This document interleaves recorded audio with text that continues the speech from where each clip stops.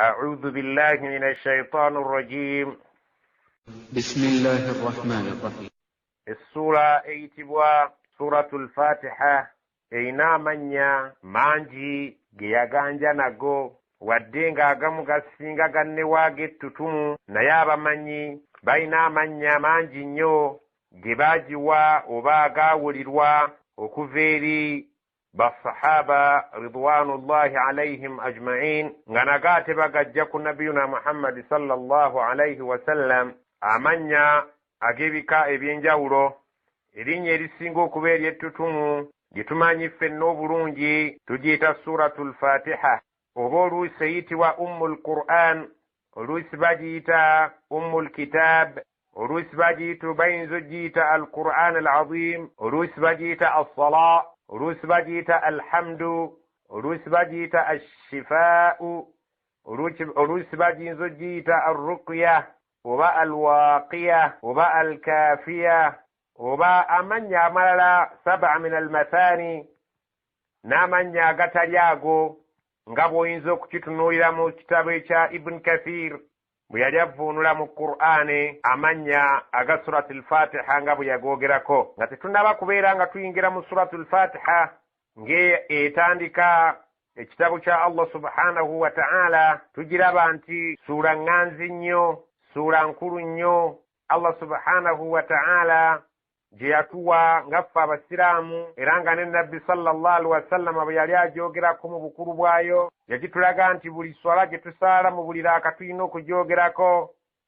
Ekyo nga kintu kikulu nnyo, nga bwe yagamba nti la salata liman lam yaqra bifatihati lkitab, talina swala omuntu oyo yenna atasoma surati lfatiha. Ne ahadithi nnyingi ezaalaga obukulu bwa surati lfatiha, naye nga zitunaba kutandika nzivunula ya Qur'ani eno omuntu osobola okugendako mu bitabo bya tafsiri ebikulu nga mu kitabo kya Ibn Kathir n'otunuulira engeri gye yannyonnyola mu ntandikwa nga tannaba kuyingira mu tafsiri ya Qur'an. Ebintu bingi nnyo bye yalombojjaawo, naye nga mu byo tugenda kufunzaako ebimu ku byo tubeere nga tubyogerako, nga bwe yayogerera ku maswadiri tafasir fi ahadi sahaba.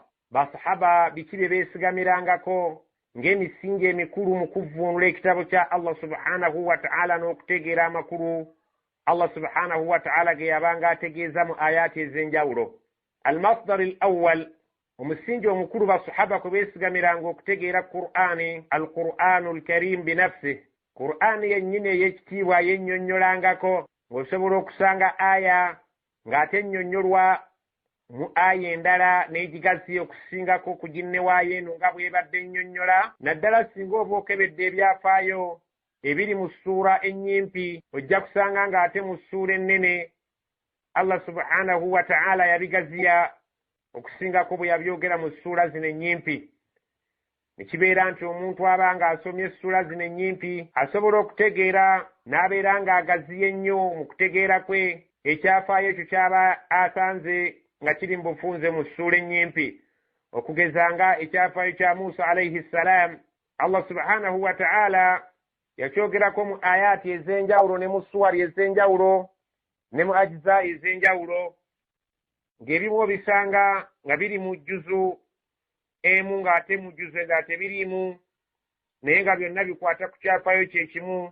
Kale bw'obigatta n'osobola okubeera nga otegeera olwotegeera n'onnyonnyoka ekyafaayo ekyo mu bujjuvu bwakyo. Kati basahaba beesigamiranga nnyo mu kutegeera Qur'ani nga tebeemalira kutegeera aya emu, wabula nga bagezaako okubeera nga bategeera aya ez'enjawulo ezinnyonnyola ensonga emu, ne babeera nga basobola okufuna obujjuvu n'obunnyonnyofu obwannamaddala obukwata ku nsonga eyo. Basahaba al-masdar athani, omusingi ogwokubiri kwe beesigamiranga ennyo mu kutegeera ekigambo kya Allah subhanahu wa ta'ala kye yabanga annyonnyodde mu Qur'ani, as-sunnatu nabawiya ash-sharifa.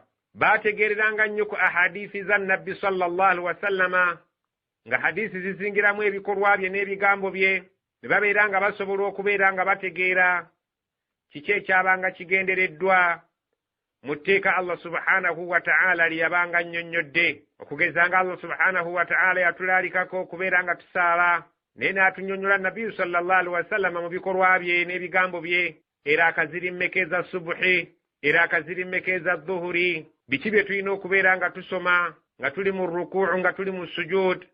Allah subhanahu wa ta'ala yassanga ku nabbi we sallallahu alaihi wasallam etteeka ate n'amuwa ennyinnyonnyola ey'ebikolwa n'ebigambo ebikwatagana n'etteeka eryo mu bujjuvu bwalyo. Allah subhanahu wa ta'ala yatulalikako okusiba omwezi gwa Ramadan, naye okusiba omwezi gwa Ramadan nabbi n'atunnyonnyola ennaku ziba 30 oba 29, n'agaziya n'annyonnyola kati ebigambo bya nabbi sallallahu alaihi wasallama oba ebikolwa bye byalinga binnyonnyola ekyalinga ekigendererwa mu ayati ez'enjawulo eziri mu Qur'ani.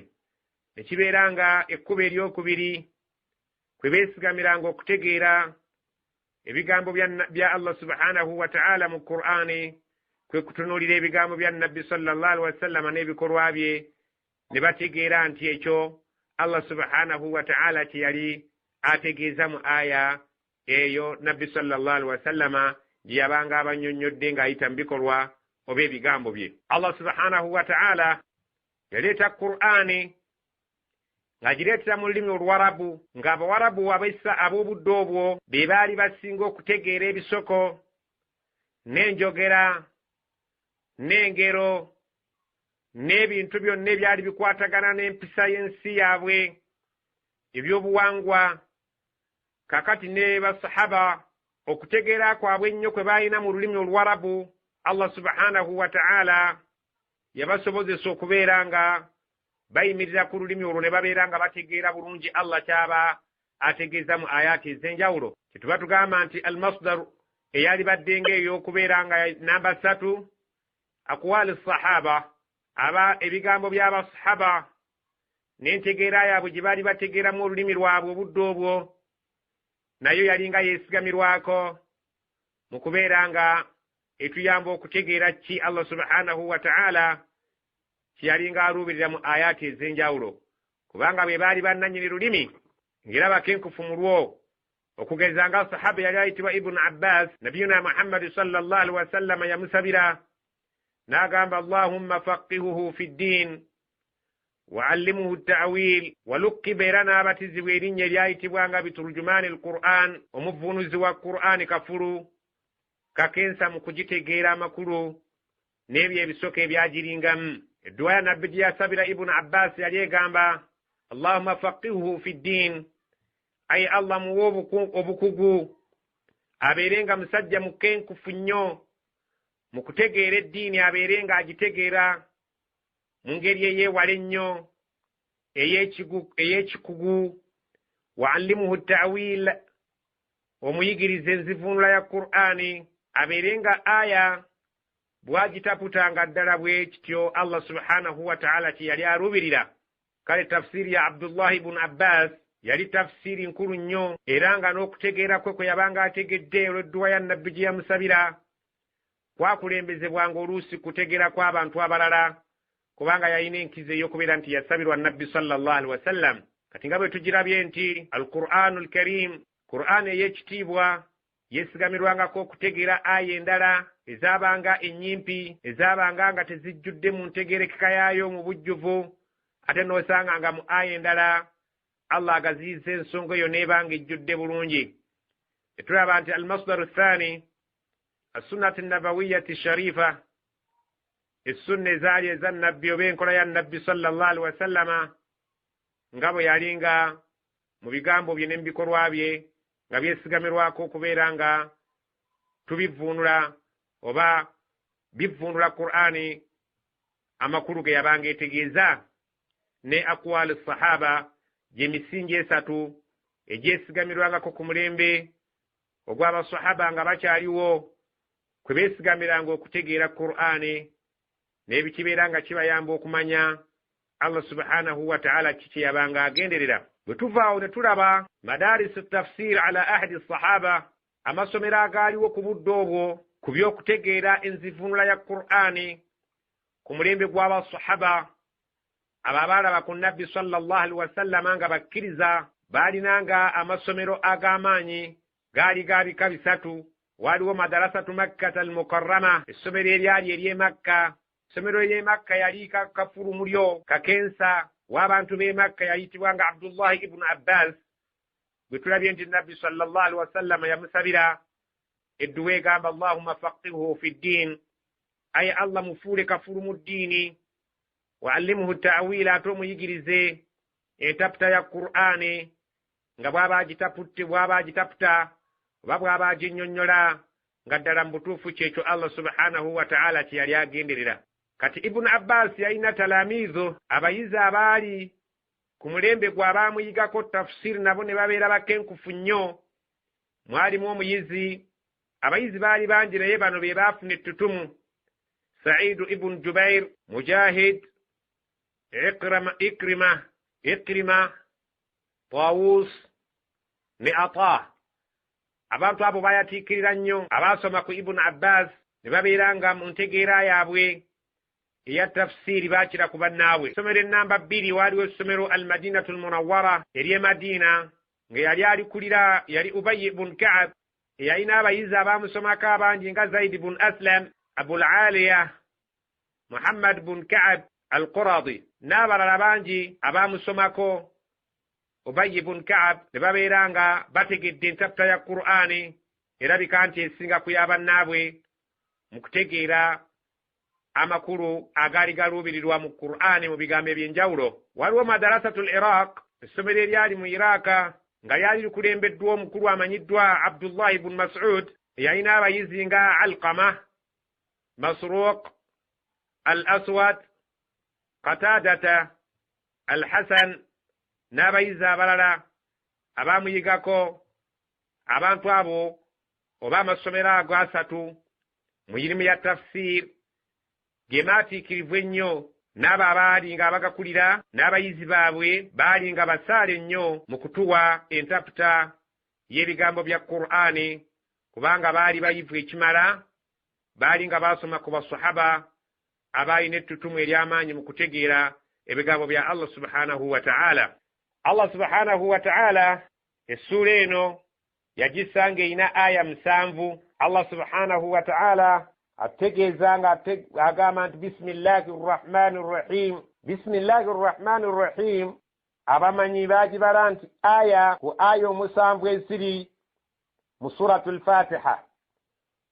Alhamdulillahi rabbil alamin, aya 2.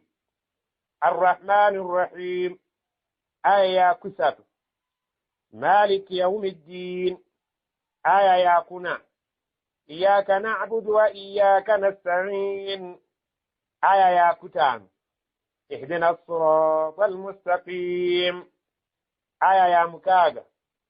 Siratal ladhina an'amta 'alayhim ghayril maghdubi 'alayhim waladdallin, aya 7. Ng'ekigambo amin si aya wabula hadisi ze zitulagira okubeera nga tukiteekako. Si aya era bw'oba okebedde mu Qur'an tojja kukisanga nga kiwandiikiddwamu, oba bwe baba bakiwandiise kijja kubeera nga kiri bweru wa aya ey'omusanvu, ate nga tekiriiko nnamba ekiraga nti nakyo aya ya Qur'an. Naye nabiyuna Muhammad sallallahu alaihi wasallam yatugamba idha ammana al-imam fa aminu, imaamu bw'aba aleese amiina nammwe mugireetanga. Fa innahu, kulwokubanga man waafaqa ta'minuhu ta'minu al-malaika, omuntu singa emala n'eteeba amiina ye n'ebeera ng'eteebaganye n'amiina y'abamalayika, ne mubeera nga akakisa kakkutte woogenza okukyogereza nga ne bamalayika bwe budde bwe bumu bwe bakyogereddemu, singa omukisa ogwo gw'okukwata, nabiyuna Muhammad sallallahu alaihi wasallam atugamba nti ghufira lahu ma taqaddama min dhanbi. Omuntu oyo ateebaganye n'afuna akakisa amiina ye n'eba ng'ekwataganye n'amiina y'abamalayika abali mu ggulu, kubanga ebikolebwa mu ggulu bye tukola ku nsi mu ngeri y'ebya ibaada. Naye bwe tubeera nga abamalayika mu ggulu boogedde amiina naffe n'eteebagana n'eyaffe, omuntu oyo aba afunye omukisa ogwo. Nabbi yagamba nti ghufira lahu ma taqaddama min dhanbi, asonyiyibwa amazambi ge agaakulembera, nga hadisi eyo muttafaqun alayhi. Era hadisi endala ng'etugamba eri mu kitabo kya Muslim ng'eva ku Abi Musa al-Ash'ari egamba nti idha qala al-imam imamu singa abanga agambye wala ddallin nakimala fakulu mwogere nga mugamba oluvannyuma lw'ekigambo ekyo amin yujibukumullah, Allah ajja kubaanukula kubanga mu al-Fatiha eyo mubaamu bye tusaba, Allah ajja kubeera nti abyanukula kubanga ekigambo amiina kirimu okusaba nga tugamba Allah yanukula ekyo kye tukusabye mu Surat al-Fatiha. Surat al-Fatiha omuntu waddembe okubeera nga mulaaka esooka ogisomerako a'udhu billahi minash shaitani rrajim, ne bw'obanga tojja giddiŋŋana mulaaka yakubiri oba eyokusatu oba eyokuna, naye kyalibadde kirungi ku al-Fatiha yeeraaka esooka obeere ng'ogiteekako olw'ekigambo kya Allah subhanahu wa ta'ala ekitugamba a'udhu billahi minash shaitani rrajim fa idha qara'ta al-Qur'an fasta'idh billahi minash shaitani rrajim. Bw'obanga ogenda okusoma Qur'an goberezaako okubeera nga weekingiriza Allah subhanahu wa ta'ala akutaase obubi bwa shaitaani eyo enkolimire. Kale kyalibadde kirungi mulaaka esooka ku alhamdu esooka okugiteekako ekigambo a'udhu billahi minash shaitani rrajim, oba okugisoma mu ngeri yaayo ey'ebika eby'enjawulo, kubanga a'udhu yajja mu maloboozi ag'enjawulo. a'udhu billahi as-sami'il alim minash shaitani rrajim min hamzihi wa nafthihi wa nafthihi, eyo nayo njatula gyeri nga ntuufu gye tuyinza okuyitamu mu kifo ky'okwogera enjatula emanyiddwa eyaffe eya lukale eya a'udhu billahi minash shaitani rrajim. Bw'omala okwogera a'udhu billahi minash shaitani rrajim no ekitegeeza nti neewogoma eri Allah abeere nga ntaasa obubi obuli mu shaitaani eyo yakolimirwa. Bismillahi rrahmani rrahim, ng'otandika ng'ogamba nti ntandise n'erinnya erya Allah oyo arrahman ow'ekisa ekingi ku bulamu bw'ensi eno, kubanga ekisa kye kibuna oyo amujeemera n'oyo abeera omuwuliza amukkiriza ku nsi kuno. Erinnya lya Rahman Allah subhanahu wa ta'ala ekisa kye akibunyisa abantu ab'ebika ebibiri abajeemu n'abawulize. Arrahim Allah subhanahu wa ta'ala oyo aliba n'ekisa eri abo bokka abaamukkiriza ku lunaku lw'enkomerero. Abataamukkiriza agenda kubatunuuliza eriiso ery'obusungu, era oluvannyuma lwa byonna abateeka wali ebibonerezo bye. Tusaba Allah atuteeke mu bantu Allah baalitunuzaako eriiso lye ery'ekisa. Alhamdulillahi rabbil alamin. Alhamdulillah, ekigambo ekyo ekya alhamdulillah kirimu enzivuunula za bika bibiri naye zonna nga ntuufu.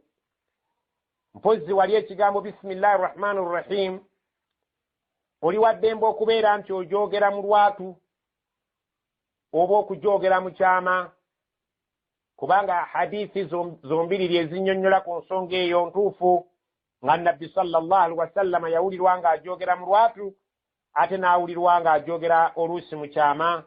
Kale yonna aba akoze kyakoze ku bibiri abeera mutuufu. Alhamdulillah tugambye nti kya bika bibiri mu ntegeera yakyo okusinziira abamanyi nga bwe baatunnyonnyola abaali abakenkufu mu lulimi Oluwarabu nga bwe twakirabye, nga kitegeeza nti amatendo gonna ga Allah subhanahu wa ta'ala yenna nnyini matendo y'alina okutenderezebwa, era yatenderezebwa abantu n'ebitali bantu. Buli kitonde kyonna kimuwa ekitiibwa nga kimutendereza mu ngeri esaanidde obwakatonda bwe. Rabbil alamin, oyo mulezi w'ebitonde. Bwe tuba tukivuunudde mu ngeri y'ebyokutendereza n'okwogera ku matendo ga Allah subhanahu wa ta'ala agava eri abantu n'ebitonde ebitali bantu byonna.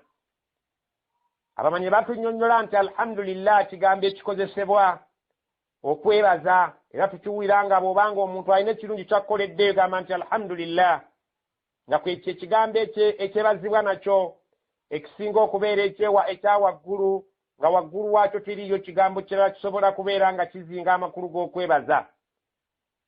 Allah subhanahu wa ta'ala tuyinza okumwebaza ne tugamba nti alhamdulillah, Allah yeebazibwe olw'ebyengera bye ebyenjawulo. Rabbul alamin, oyo mulezi w'ebitonde. Allah subhanahu wa ta'ala asaanidde okwebazibwa ku bulamu bw'atuwa, ebyobugagga by'atuwa, ebitiibwa by'atuwa, ebintu ebyenjawulo, ebyengera ebyenjawulo by'atuwa, ezzadde abakyala, ebintu byonna Allah subhanahu wa ta'ala yalina okwebazibwa kubanga biva gy'ali. Ne tugamba ne twogera ekigambo ekisembayo okuba ekinene mu kwebaza, alhamdulillahi rabbil alamin, ti Allah yeebazibwe mu buli ngeri ze zonna, ku ngaba ye yonna ey'ebika ebyenjawulo. Oyo omulezi w'ebitonde, ng'ebitonde byonna birina obwetaavu gy'ali, so ng'ate ye talina bwetaavu bwonna eri kitonde kye kyonna. Arrahman, Allah oyo omusaasiza alina ekisa ekingi ku bulamu bw'ensi eno, kubanga ekisa kye kibuna abamukkiriza n'abatamukkiriza. Arrahimu, Allah subhanahu wa ta'ala aliba n'ekisa ekisosola.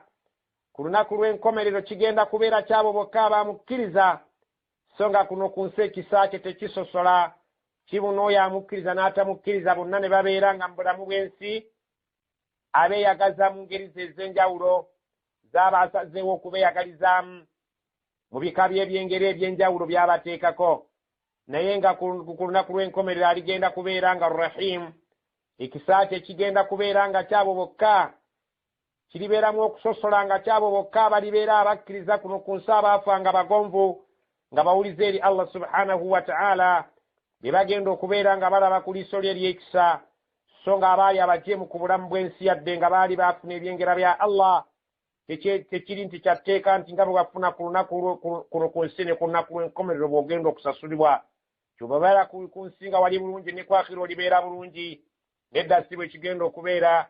Akhira egenda kubeera nga nnungi eri abo bokka abaali nga batya Allah subhanahu wa ta'ala, be bagenda okulaba ku kisa kya Allah. Maliki yawmiddin, omufuzi w'olunaku lw'enkomerero luliko okusasula amabanja, nga buli muntu agenda okusasulibwa mu bwenkanya ekyo kye yakolerera. Abaakola obulungi babeere nga bafuna ejjana, n'abo abaakola ebikyamu babeere nga basasulwa omuliro. Iyyaka na'budu wa iyyaka nasta'in. Allah subhanahu wa ta'ala ategeeza nti abaddu balaajana nga bagamba nga bali mu swala zaabwe nga basoma essula eno, nga bawa obweyamu ng'era bakakasa nti iyyaka na'budu, gwe wekka gwe tusinza Allah subhanahu wa ta'ala. Tetulina kye tusinza mu bitonde byonna ekimu okuggyako gwe wekka gwe tusinza. Wa iyyaka nasta'in, era gy'oli gwe wekka gwe tusaba obuyambi ku ebyo ebitasobolwa bantu, ku ebyo ebitasobolwa bitonde. Allah subhanahu wa ta'ala, obuyambi tuddukira gy'oli, n'obeera nga gwe otuyamba okutumalira ebyo ebitonde bye bitasobola kutumalira. Ihdina as-sirata al-mustaqim. Ihdina, tusaba otuluŋŋamye, sirata al-mustaqima, mu kkubo eggolokofu, kubanga Allah subhanahu wa ta'ala yaluŋŋamya, era tulina kumusaba abeere nga atuluŋŋamya buli kaseera, kubanga omuntu awuguka buli kadde. Eyabadde ku kkubo eggolokofu ku makya bugenda okuwungeera oluusi ng'amaze okuwuguka, kale tulina okumusaba lunye abeere nga atuteeka ku kkubo eggolokofu erifaanana litya. Sirata alladhina an'amta alayhim ghayril maghdubi alayhim waladdallin. Sirata alladhina, ekkubo eryabo an'amta alayhim, bewagabira kubo ebyengera, kubanga Allah subhanahu wa ta'ala mbulamu bw'ensi eno gyenvuddewo ensi eno mulimu Allah subhanahu wa ta'ala abantu be yateekako ebyengera bye nga bannabbi baali ku nsi kuno nga bawuliza eri Allah subhanahu wa ta'ala nga bali ku kkubo eggolokofu. Allah subhanahu wa ta'ala ero lyali yabateerawo okubeera nga lye balina okuyitamu okulaga obuwulize bwabwe eri Allah waabwe subhanahu wa ta'ala. Ashuhada, abantu abafiira mu ntalo z'eddiini nabo Allah subhanahu wa ta'ala yabalaga obulungamu ne babulemerako ne babeera nga bagumiikiriza ku ebyo byonna ebyabatuukangako ku maali yaabwe ku bulamu bwabwe ne bafanga Allah subhanahu wa ta'ala abasiimye as-salihin abantu abaali abalongoofu ab'ebika ebyenjawulo lyekkubo lye tusaba abo abaatukulembera bye baakwata Allah ne bafanga abasiimye naffe tumusaba abo abaalinga basadiqin abayogeranga amazima ne babeera nga bakakasa nti Allah gwe watutonda era nga n'ebikolwa byabwe ekyo byogera ne babeera nga n'ebikolwa byabwe n'ebigambo byabwe bifaanagana Allah ne bafanga abasiimye olw'amazima ge baayogeranga ne gabeera nga katuukaganye bulungi n'ebikolwa byabwe bonna abaasiimibwa Allah tusaba Allah subhanahu wa ta'ala atulungamye mu buwufu mwe baayita naffe tufenga Allah subhanahu wa ta'ala tusiimye tusabe ekkubo lyabo abaasiimibwa eri Allah subhanahu wa ta'ala by'abaatuteekamu naffe tuve mu nsi nga tuli abasiimiddwa ghayri al-maghdubi alayhim tusaba Allah aleke okututeeka mu kkubo lyabo be yateekako obusungu bwe nga be bayahudi abaali abagoberezi ba nabbi Musa alayhi salam nga balina ekitabo kya Tawrat naye ne bakisuula muguluka ne babeera nga bazannyidde mu mateeka gaakyo ne batuuka okubeera nga beeterawo ebitaali mu mateeka ga Musa alayhi salam ne babeera nga bakyusa ebigambo ebya Allah ne babeera nga babijjamu ne babisuula enkoto yaabwe ne bateekamu ebyabwe okugeza nga bwe baagamba nti Uzairu ibnu Allah nti Allah yazaala omwana ayitibwa Uzairu ye mwana wa Allah. Allah subhanahu wa ta'ala abantu abo baamunyiiza olw'okukyusakyusa ebyali mu kiwandiiko kya Musa mu kitabo kya Musa Tawrat ne bakyusakyusa amateeka Allah subhanahu wa ta'ala n'abasaako obusungu bwe wala ddallin wadde abaabula be banasara abagoberezi ba Isa alayhi salam abalina ekitabo kyabwe ekiyitibwa al-Injil baabulira ddala ne babeera nga nabo baatuuka ekiseera ne bagamba nti Isa ibnu Allah Isa ye mwana wa Katonda abamu ne bagamba thalithu thalatha y'omu ku basatu Katonda mwoyo Katonda mwana ne Katonda ki n'ebirala bye bajja boogera ebyalinga ebyobubuze Allah subhanahu wa ta'ala nabo n'abeera nga abakakasizaako obubuze n'okuva ku mulamu gwa Isa alayhi salam bwe yasomesezaako abaddu be Allah subhanahu wa ta'ala amateeka ga Allah subhanahu wa ta'ala nga bwe yali ayagala gatambule. Tusaba Allah subhanahu wa ta'ala buli swala abeere nga ffe atuteeka kwabo abaasiimibwa gyali ne bava mu nsi muno nga baluŋŋamu nga bannabbi nga basalihin nga bashuhada n'abalala abaafanga Allah subhanahu wa ta'ala abataddeko okusiima kwe ne tumulaajanira aleko okututeeka mu kkubo eryabo abaabula ng'abanasara oba abo abaateekebwako obusungu bwa Allah ng'abayahudi abazannyira mu bitabo byabwe ne babeera nga Allah subhanahu wa ta'ala abanyiigidde. Saba Allah subhanahu wa ta'ala atuteeke mu baddu b'abalongoofu. Allah subhanahu wa ta'ala mu Surat al-Fatiha yogerwako ebintu bingi naye mu ahadisi eziginnyonnyola nabiyuna Muhammad sallallahu alaihi wasallam yagamba qasamtu as-salah ti Allah subhanahu wa ta'ala yagamba natema esswala nga ngitemyemu ebitundu bibiri baini wa baina abdi.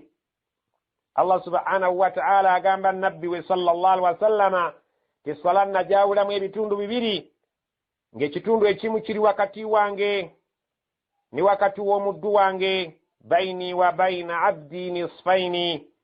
Esswala yo nagikutulamu wakati wange ni wakati w'omuddu kasaala oyo ali mu kwogera al-Fatiha oyo ali mu kwogerera mu swala ng'ayogereramu ebigambo ebirungi nga Surat al-Fatiha agamba nti esswala oba Surat al-Fatiha enagikutulamu ebibajjo bibiri era ndowooza wano erinnya lya al-Fatiha ogiyita swala nakyo kiraba bulungi nga bwe kijja mu hadisi eno egamba nti qasamtu as-salah nakutulamu alhamdu eyo gy'olaba baini wa baina abdi nisfaini wakati wange ne wakati w'omuddu wange erimu ebibajjo bibiri. Wal abdi ma sa'ala, naye omuddu wange ateekeddwa okufuna ekyo ky'anaaba asabiddemu alhamdu. Fa idha qaala, singa omuddu agamba alhamdulillahi rabbil alamin, n'ayogera ekigambo ekyo ti buli matendo gonna ga Allah oyo omulezi w'ebitonde, Allah subhanahu wa ta'ala addamu n'agamba qaala Allah subhanahu wa ta'ala agamba hammadani abdi, omuddu wange antenderezza. Bwe kibeera mu kwebaza tuga nti omuddu wange anneebazizza. Wa idha qaala, singa omuddu agambe arrahmani rrahim, singa omuddu ayogera ekigambo ekyo qaala Allah agamba asna alayya abdi, omuddu wange anjogeddeko obulungi nansuuta n'abeera nga mpaanye. Ate wa idha qaala, singa aba agambye maliki yawmiddin, qaala Allah agamba majjadani abdi, omuddu wange ampadde ekitiibwa ekya waggulu ekisembayo, kubanga mu bitiibwa by'ensi eno mulimu obufuzi obw'ebika obw'enjawulo, naye okubeera nti omufuzi aligenda okubeera ku lunaku lw'enkomerero nga yekkaye Allah subhanahu wa ta'ala, Allah agamba nti omuddu wange ampadde ekitiibwa ekirabika nti kitiibwa kya waggulu nnyo. Omuddu singa aba ayogedde n'agamba iyyaka na'budu wa iyyaka nasta'in, singa omuddu ayogera ekigambo ekyo Allah agamba hadha bayini wa bayina abdi wal abdi ma sa'ala, nti ekyo nno kiri wakati wange ne wakati w'omuddu wange, ate n'omuddu wange ateekeddwa okufuna ekyo ky'anaaba asabye. Ihdina sirata almustaqim, singa omuddu ayogera ekigambo ekyo agamba Allah subhanahu wa ta'ala hadha li abdi wal abdi ma sa'ala, omuddu wange ekyo kike, ate n'omuddu wange ateekeddwa okufuna ky'asabye, okutuuka essura lw'eggwayo okuva ku ihdina sirata almustaqim sirata alladhina an'amta alayhim ghayri almaghdubi alayhim wala ddallin. Allah agamba nti ebyo bya muddu wange byonna ate alina okubifuna nga bw'abisabye, kubanga Allah ajja kukuteeka awali obuluŋŋamu nga bw'obusabye okukuluŋŋamya mu kkubo eggolokofu, ate ajja kukutaasa ekkubo lyabo be yateekako obusungu bwe n'ekkubo lyabo abaabula, n'akakasa mu Qur'ani nti abo baabula, ate n'akakasa nti abamu baliko obusungu bwe, so ate n'atuwa obukakafu temulimu abaafa nga bali ku kkubo eggolokofu gye tulaajanira Allah ffenna alituteekeko. Suratul Fatiha eyogerwako ebintu bingi, naye tusaba Allah subhanahu wa ta'ala abeere nga atusaasira, tubeere nga tugitegeera, tubuuze abamanyi ab'ebika eby'enjawulo abakuliraanye mu kitundu kyo. Mugende mu kitabo ekiyitibwa Ibn Kathir ejjuzu esooka, mubeere nga mutunuulira bye tutasobola kubeera nga tubyasaayasa wano, mubeere nga mubibuuza abasomesa bammwe, abawalimu bammwe abali mu mizikiti egy'enjawulo, babeere nga babagaziiriza obukulu bw'essuula eno ne ayaati endala ezisigaddewo, kubanga ebigambo bingi nnyo ebyayogerwawo. Saba Allah subhanahu wa ta'ala atugase n'ebyo bye tuwulidde. Amin. Nga kyekigambo ekisembayo nga bwe twakirabye ekitegeeza nti ai Allah yanukula byonna bye tulaajanidde nga tubikusaba mu Qur'ani wano oba mu ssuula eno. Amin.